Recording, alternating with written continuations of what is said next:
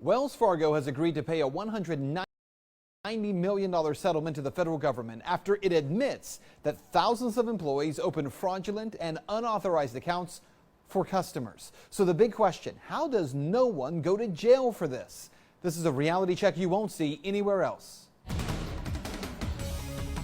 So Wells Fargo has agreed to pay this massive $190 million fine and has fired 5,300 employees. So what was taking place?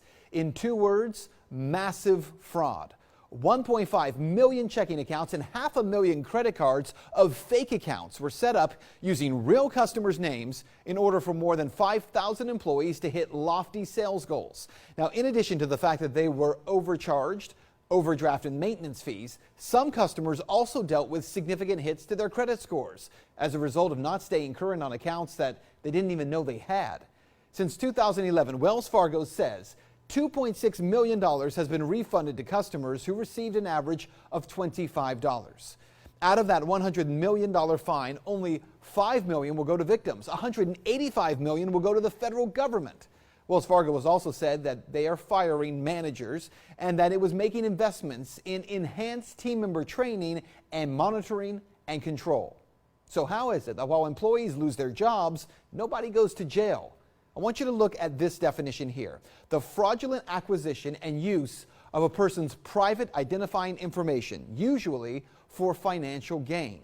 So the question is that what took place? Using a person or customer's identifying information in order to set up an account that they did not request or want in order to hit sales goals or financial gain. Yeah, that's exactly what was happening here. And this, by the way, is the exact definition of identity theft.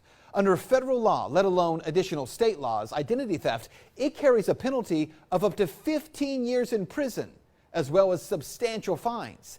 In Wells Fargo's case, no one's going to jail, and the fine, we'll take a look at this, it's really not substantial. It's $190 million.